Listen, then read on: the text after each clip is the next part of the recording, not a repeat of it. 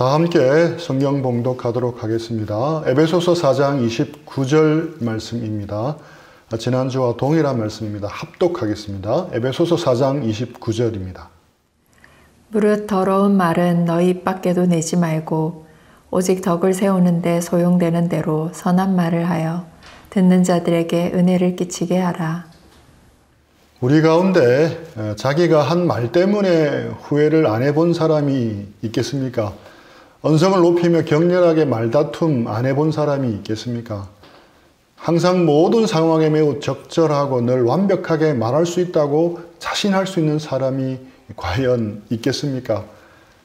다른 사람의 말 때문에 상처받아 보지 않은 사람이 과연 있겠습니까? 우리가 겪는 모든 관계의 문제는 대부분 말에서 시작합니다. 우리는 우리가 하는 말이 불씨가 되어 자주 갈등을 일으키는 것을 잘 알고 있지만 고치기가 쉽지 않다는 것도 잘 압니다. 적절하게 위로해주고 격려해주고 사랑의 말을 해줘야 하는 것은 알지만 막상 하려고 하면 쉽지 않습니다. 우리가 가진 잘못된 언어 습관들을 고치려고 하면 할수록 더 어렵다는 것을 알게 됩니다. 그래서 우리는 말 사용에 있어서 겸손할 수밖에 없습니다. 성령의 도우심을 구할 수밖에 없습니다. 주님의 도우심을 구해야 합니다. 시편 141편 3절 말씀입니다. 여호와여 내 입에 파수꾼을 세우시고 내 입술의 문을 지키소서. 시편 기자처럼 우리도 하나님의 도우심을 구해야 하는 것입니다. 우리 입에 파수꾼을 세우시고 우리 입술을 지켜달라고 기도해야 하는 것입니다. 우리의 지금 모습은 부족하지만 우리 속에서 착한 일을 시작하신 주님께서 변화시키시고 바꾸어 주시리라 믿습니다. 지난 시간 은혜를 끼치는 말을 하려면 가장 먼저 우리는 우리의 우선순위를 바꿔야 한다고 말씀드렸습니다. 조의의 삶에 대해서 말씀드렸습니다. 그렇다면 구체적으로 은혜를 끼치는 말을 하려면 어떻게 해야 하겠습니까? 오늘 말씀의 애무로 더러운 말은 입 밖에도 내지 말라고 합니다. 여기서 무릇이라는 단어는 모든이라는 뜻입니다. 더러운 말은 썩은 말, 부패한 말이라는 뜻입니다. 여름철 며칠 묵힌 음식 쓰레기 냄새와 같이 썩고 고약한 냄새가 나는 말이라는 뜻입니다. 그런 말은 입 밖에도 내지 말라는 것입니다. 그렇다면 구체적으로 어떤 말이 더러운 말이겠습니까? 교회 공동체가 분열하도록 만드는 모든 종류의 말이 더러운 말입니다. 불평하는 말, 남을 근거 없이 비난하고 정죄하는 말도 더러운 말입니다. 엄난한 말, 비웃는 말, 냉소적인 말, 비꼬는 말도 다 더러운 말입니다. 우리는 이런 더러운 말은 그치고 덕을 세우는 데 소용되는 대로 선한 말을 하고 듣는 자들에게 은혜를 끼치게 해야 합니다. 이 말씀에 대한 적용을 생각해 보니 너무 광범위했습니다. 그래서 오늘은 특히 비판하는 말에 대해서만 다루도록 하겠습니다. 우리 마태복음 7장 1절 2절 말씀입니다. 비판을 받지 아니하려거든 비판하지 말라. 너희가 비판하는 그 비판으로 너희가 비판을 받을 것이요 너희가 헤아리는 그 헤아림으로 너희가 헤아림을 받을 것이니라. 예수님은 비판하지 말라고 분명하게 말씀하셨습니다. 너희가 하는 그 비판으로 너희가 비판을 받을 것이라고 말씀하시면서 비판하지 말라고 하십니다. 그런데 우리가 성경을 읽다 보면 이상한 점을 발견할 수 있습니다. 비판하지 말라고 하셨는데 비판하는 모습이 성경에 꽤 나오기 때문입니다. 이사야 선지자를 비롯한 수많은 구약의 선지자들이 비판하는 것을 볼 수 있습니다. 심지어 이사야 선지자는 성전 제사에 대해 아주 강도 높게 비판하면서 예루살렘을 소돔과 고모라라고까지 표현합니다.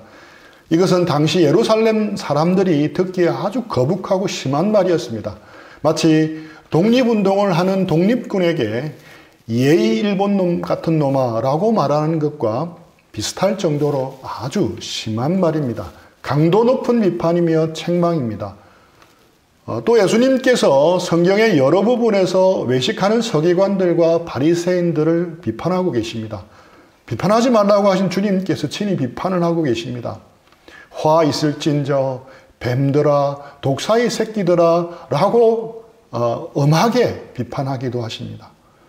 비판하지 말라는 말씀을 예수님이 잊어버리지는 않으셨을 텐데 말입니다. 사도 바울도 베드로의 잘못을 사람들 앞에서 강하게 비판하고 책망합니다. 사도 바울은 비판하지 말라는 예수님의 말씀을 몰랐겠습니까? 몰랐을 리가 없습니다. 그렇다면 우리는 비판하지 말라는 예수님의 말씀은 어떻게 이해를 해야 하겠습니까? 결론적으로 말하자면 비판하지 말라고 할 때 비판은 다른 사람의 잘못한 것을 판단하지 말라는 뜻이 아닙니다. 우리는 판단은 해야 합니다. 하지만 판단을 넘어가서는 안 됩니다. 옳고 그름을 판단하는 것을 넘어서 자신이 심판자, 재판장이 되어서는 안 되는 것입니다. 자신이 마치 재판장이나 심판자처럼 그 사람이 받아야 할 벌까지 결정하는 행동을 하지 말라는 뜻입니다. 예수님이 말씀하신 비판하지 말라에서 비판은 judgment입니다. 재판하지 말라, 심판하지 말라 이런 뜻입니다. 분별하고 판단도 하지 말라는 뜻은 아닙니다. 분별하고 판단하는 일은 해야 합니다. 우리말에서 비판, 재판, 분별, 판단 등은 비슷해 보여서 섞어서는 경향이 많습니다. 성경에 비판하지 말라는 의미는 재판하지 말라, 심판하지 말라는 뜻인데 분별하지 말라, 판단하지 말라고 읽는 경우가 많습니다. 저도 이전에 헷갈려서 그렇게 생각했던 적이 있습니다. 그런데 영어로 보면 그 의미가 분명해집니다. 분별하고 판단하는 것은 영어로 critic입니다. 비판하지 말라는 영어 성경 NIV에서 do not judge입니다. 함부로 judgment해서는 안 된다는 뜻입니다. 하지만 올바른 critic은 해야 하는 것입니다. 함부로 재판하고 심판은 해서는 안 되지만 올바른 판단이나 비판은 해야 하는 것입니다. 성경은 결코 크리틱을 금하고 있지는 않습니다. 그래서 올바른 비판은 해야지만 심판과 재판은 하지 말아야 하는 것입니다. 전형적인 현실 남매의 예를 들어서 쉽게 설명해 보겠습니다. 이 가족 모두가 해외여행을 가려고 공항으로 출발했습니다. 막상 공항에 도착해서 체크인을 하려고 하니 문제의 오빠가 여권을 집에 두고 왔습니다. 분명히 출발하기 전에 아버지가 여권은 각자가 반드시 챙기라고 강조를 했지만 오빠는 자기 여자친구와 카톡하느라 한 귀로 듣고 한 귀로 흘려버렸습니다. 이때 늘 오빠에 대해 불만이 많았던 여동생이 폭발을 합니다. 오빠, 우째 오늘은 잘 넘어간다 했어. 정말 징하다 징해. 오빠는 어딜 가나 늘 말썽이야. 제발 나이값 좀 해. 아빠가 그렇게 여권을 챙기려 했는데 도대체 뭘 했어?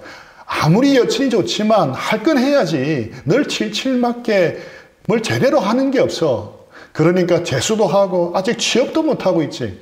오빠 인생이 참 한심하다 한심해. 오빠와 같이 살 언니도 참 힘들겠다.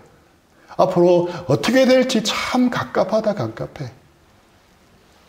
현실 남매 여동생은 무엇을 잘못하고 있습니까?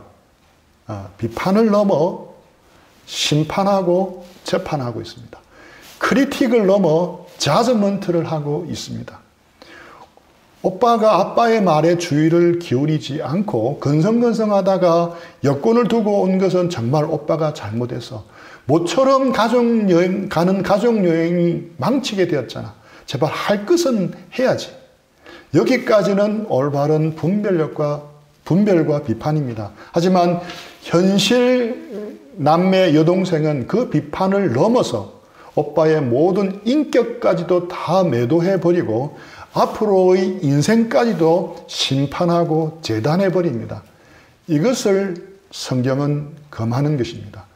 그 사람의 잘못은 지적할 수 있습니다. 하지만 그 사람이 받아야 할 대가나 벌을 함부로 결정하는 것은 금해야 합니다. 또한 잘못한 부분 때문에 그 사람 전체를 매도하거나 같이 절하해서는 안 됩니다. 그것은 금해야 합니다. 너무도 뻔하고 상식에 가까운 말입니다. 하지만 이전에 저를 포함해서 많은 크리스찬들이 오해를 하고 있어서 좀 자세하게 다루었습니다. 비판은 있어야 합니다. 이전에 슈퍼스타 K나 미스터 트롯과 같은 오디션 프로그램을 보면 심사위원들은 참가자들에게 격려도 하지만 따끔하게 비판하기도 합니다. 심사위원들의 예리한 비판을 들으면 참가자들은 머리로는 수긍하고 감사하겠지만 마음은 분명 아플 것입니다. 이처럼 올바른 비판은 때로는 아프기도 합니다. 하지만 올바른 비판이 없으면 공동체나 사회가 어려워집니다. 자유롭게 건의하고 다른 생각을 이야기하는 것이 막혀서는 안 됩니다. 소통이 막히면 불통이 됩니다. 불통이 되면 고통이 이어서 따라옵니다. 사람의 몸처럼 조직이나 관계도 소통이 막히면 동맥경화가 일어나고 치명적인 문제가 터질 수 있습니다. 건강한 비판이 없는 공동체는 어떻게 되겠습니까? 반드시 부패하기 마련입니다. 절대 권력은 반드시 절대 부패하기 마련입니다. 교회도 예외가 아닙니다. 선교단체도 예외가 아닙니다. 과거와 현재 역사가 우리에게 너무도 명확하게 가르쳐주는 사실입니다. 올바른 비판은 해야 합니다. 그런데 무엇이 문제이겠습니까?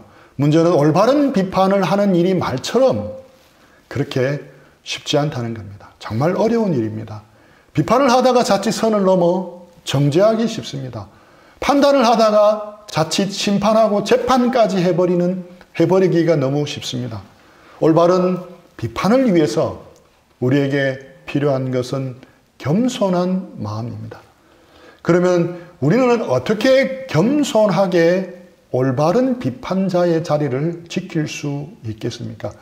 간략하게 4가지를 나누겠습니다.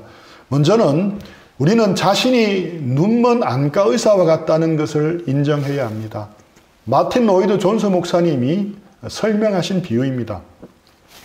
눈먼 사람이 다른 눈먼 사람을 인도하려고 애쓰는 것은 매우 우스꽝스러운 일입니다. 하지만 그보다 더 우스꽝스러운 일은 눈먼 안과 의사가 다른 사람의 눈을 수술하는 일입니다. 눈먼 안과 의사가 어떻게 다른 사람의 눈을 수술할 수 있겠습니까? 인체 중에서 정말로 민감한 부분이 눈이기에 이것은 불가능합니다. 우리는 자신이 눈먼 의사임을 기억해야 합니다. 특히 우리가 가진 들보 때문에 우리는 눈이 먼 안과 의사라는 것을 알아야 합니다. 우리 마태복음 7장 3절 4절 말씀입니다. 어찌하여 형제의 눈 속에 있는 티는 보고 내 눈 속에 있는 들보는 깨닫지 못하느냐? 보라, 내 눈 속에 들보가 있는데 어찌하여 형제에게 말하기를 나로 내 눈 속에 있는 티를 빼게 하라 하겠느냐? 우리는 우리 자신의 들보를 볼 수 없다는 것을 알아야 합니다. 나는 나에 대해서 가장 무지하다는 것을 깨달아야 합니다. 이것이 참 지혜입니다. 내가 눈먼 안과 의사임을 잊지 않을 때 우리는 함부로 다른 사람들을 교정하거나 비판하거나 정죄하거나 심판하지 않을 수 있습니다. 둘째는 다른 사람의 모습은 나의 거울임을 인정해야 합니다. 갈라디아서 6장 1절 말씀입니다. 형제들아, 사람이 만일 무슨 범죄한 일이 드러나거든 신령한 너희는 온유한 심령으로 그러한 자를 바로잡고 너 자신을 살펴보아 너도 시험을 받을까 두려워하라. 다른 사람의 잘못과 허물은 하나님이 나의 모습을 보라고 주신 거울입니다. 나의 잘못과 허물을 보고 깨달으라고 하나님이 주신 거울입니다. 다른 사람의 잘못과 허물을 보고 그를 교정해 주기 전에 먼저 그 거울로 우리 자신을 볼 줄 알아야 합니다. 반면교사를 삼으라는 것입니다. 반면교사라는 말은 스승은 스승인데 잘못된 가르침을 주는 스승을 가리키는 말인데 다른 사람의 잘못된 일과 실패를 거울 삼아 나의 가르침을 삼으라는 말입니다. 셋째, 적합한 사람에게 적합한 때에 해야 합니다. 마태복음 7장 6절입니다. 거룩한 것을 개에게 주지 말며 너희 진주를 돼지 앞에 던지지 말라. 그들이 그것을 발로 밟고 돌이켜 너희를 찢어 상하게 할까 염려하라.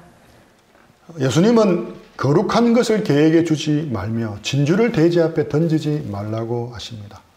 비판과 연관되어서 생각할 때 아무리 바른 말이고 사람으로 하는 말이고 직언이고 고언이라 할지라도 받을 준비가 되어 있는 사람에게 해야 한다는 것입니다. 충고나 비판을 받아들일 수 있는 적합한 사람에게 해야 합니다. 그것도 적합한 때에 해야 합니다. 마음이 열려 있을 때 해야 하는 것입니다. 충분한 지지와 칭찬을 해준 뒤에 해야 합니다. 우리 주변에는 항상 돌직구를 잘 날리는 사람들이 있습니다.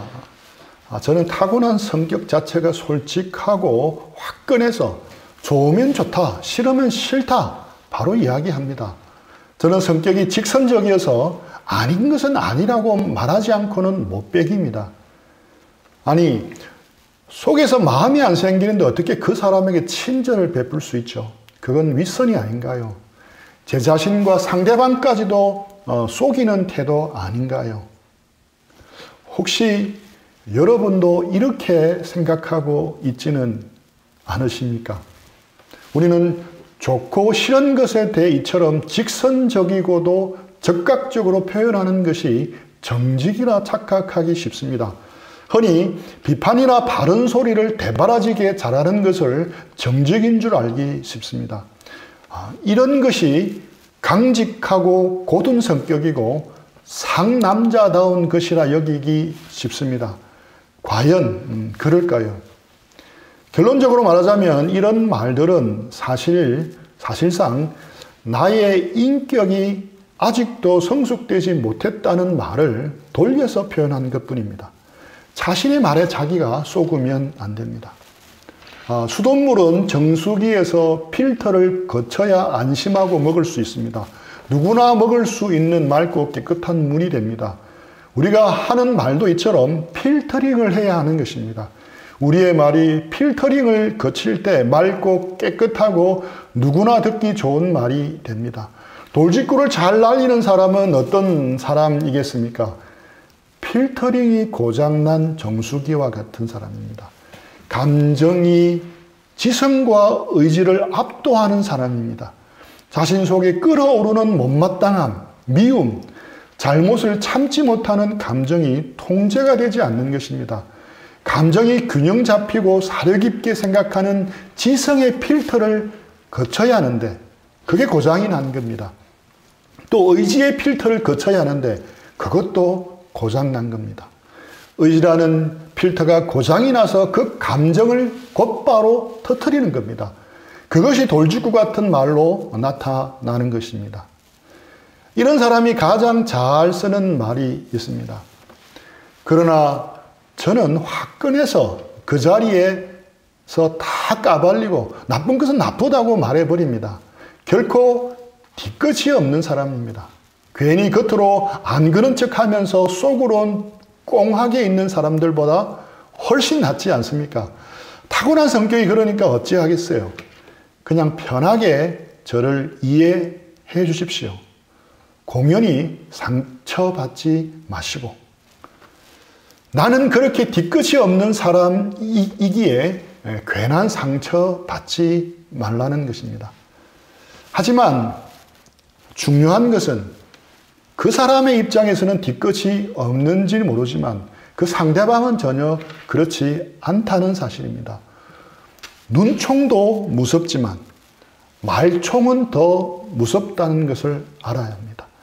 돌직구는 말총입니다. 입으로 쏘는 총과 같습니다. 총을 쏜 사람은 뒤끝이 없을 수 있습니다. 총을 쏜 뒤에 잊어버리면 됩니다. 하지만 총에 맞은 사람은 어떻습니까? 결코 뒤끝이 없을 수가 없습니다. 총에 맞아 고통스러울 수밖에 없는 것입니다. 그 상처가 아물려면 시간이 많이 걸립니다. 설령 치유된다 하더라도 평생 상처가 남을 수 있습니다. 말총을 함부로 쏘면서 나는 뒤끝이 없으니 상처받지 말라는 식으로 이야기하는 것은 잘못입니다.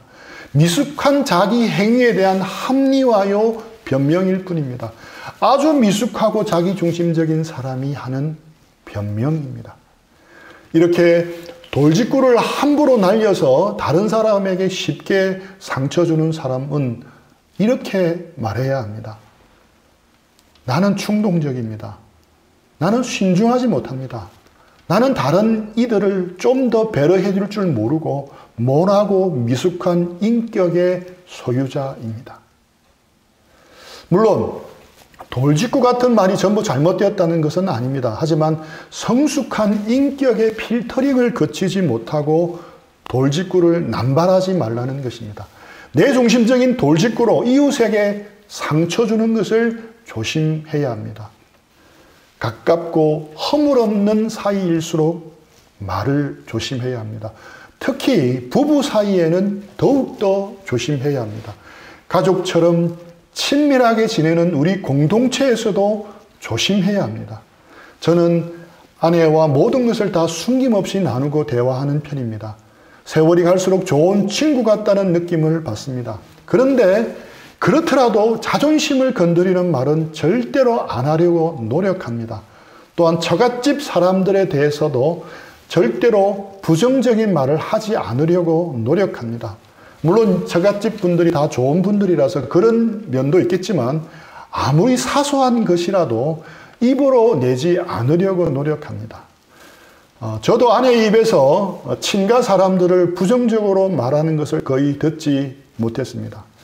이렇게 가깝고 허물 없는 사이라도 말은 조심해야 하는 것입니다. 네 번째로는 애통하고 긍휼히 여기는 마음이 앞서야 합니다. 마태복음 5장 4절과 7절 말씀입니다. 애통하는 자는 복이 있나니 그들이 위로를 받을 것이며 긍휼히 여기는 자는 복이 있나니 그들이 긍휼히 여김을 받을 것이며. 예수님은 팔복에서 애통하는 자와 긍휼히 여기는 자는 복이 있다고 했습니다. 먼저 다른 사람이 가진 죄악과 잘못을 보면서 애통해야 할 줄 알아야 합니다. 다른 사람들의 허물을 보면서 긍휼히 여길 줄 알아야 합니다. 제가 살아보니 사실 그가 지은 죄악과 잘못 때문에 다른 사람도 고통을 받지만 스스로도 고통을 받고 망가지고 있다는 것을 알게 되었습니다. 그래서 다른 사람이 가진 죄와 잘못에 대해서 애통히 여겨 주어야 합니다. 그리고 다른 사람을 긍휼히 여길 줄 알아야 합니다.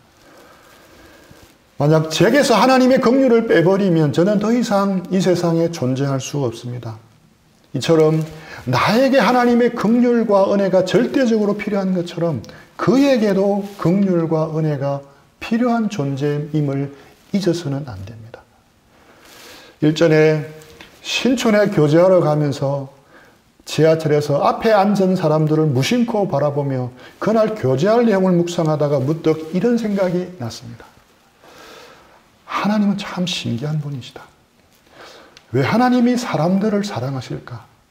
알면 알수록 가까이 하기 싫은 것이 사람인데 나도 예외가 아닌데 아내가 우리 아들, 딸이 내 모든 것을 알면 지금처럼 나를 대할까? 30년 넘게 사람을 돕는 일을 하면서 사람들과 부대끼며 보니 사람이란 존재는 정말 사랑하기가 쉽지 않은데 왜 하나님은 사람을 이처럼 사랑하실까? 더운 여름 땀이 나서 쩍쩍 달라붙는 날씨에 땀 냄새 나는 옆 사람과 부대끼며 가는 것처럼 힘든 일이 사람을 품고 사랑하는 일인데 왜 하나님은 예수 그리스도를 아낌없이 주시기까지 사랑하실까? 각 사람의 모든 것을 아시는 하나님이신데 참 하나님은 신기하신 분이다. 하나님은 사랑이시다라고 말한 요한 사도의 말 외에는 답이 없구나. 하나님이 나를 사랑하시고 나를 불쌍히 여겨주시고 나에게 은혜를 베풀어 주시듯 내가 힘들어하는 그 사람도 내가 보기에 분명 잘못한 그 사람도 하나님은 사랑하신다는 것을 기억하는 것이 중요합니다. 그래서 예수님이 팔복에서 애통하는 자, 긍휼히 여긴 자는 복이 있다고 말씀하신 것입니다. 우리는 잔소리로 사람이 변화되지 않음을 알아야 합니다. 부모의 잔소리 때문에 자살하는 청소년은 있지만 돌이키는 청소년은 거의 없습니다. 아내가 하는 잔소리에 내성이 생긴 남편은 많이 보았어도 아내가 하는 잔소리에 삶이 변화된 남편은 찾아보기 힘듭니다.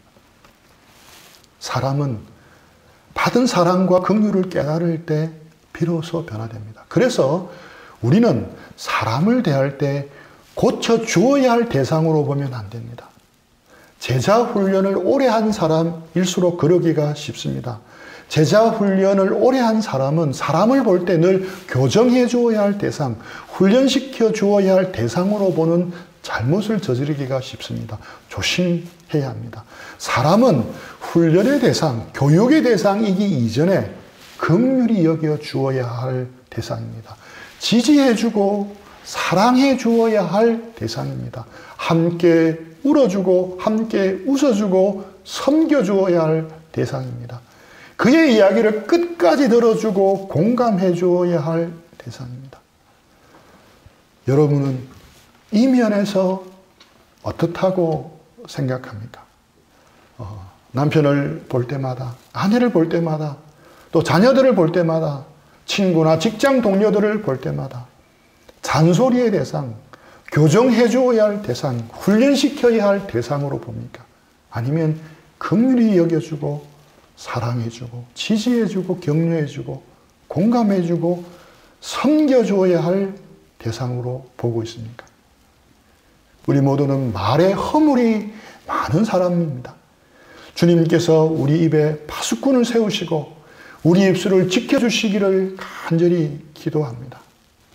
말씀을 정리하겠습니다. 우리가 눈먼 안과 의사와 같다는 것을 알아야 합니다. 다른 사람의 모습은 나의 거울임을 알아야 합니다. 적합한 사람에게 적합한 때에 말하는 법을 배워야 합니다.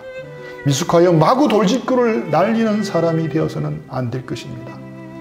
애통하고 긍휼히 여기는 마음이 앞서야 합니다. 교정하고 훈련해야 할 대상으로 보지 않고 긍휼히 여겨주고 사랑해주고 지지해주고 함께 웃고 함께 울고 함께 즐거워하고 공감해주는 또 지지해주는 마음으로 사람들을 대해야 할 줄 압니다. 주께서 우리 모두에게 이런 면에서 자라가고 성숙해지도록 인도해 주시기를 축복합니다. 우리 공동체 모두가 은혜를 끼치는 말을 배우고 익혀서 성숙하고 건강한 공동체로 성장하기를 축복합니다. 우리 들은 말씀 생각하면서 잠시 기도하면서 적용하는 시간을 드리겠습니다.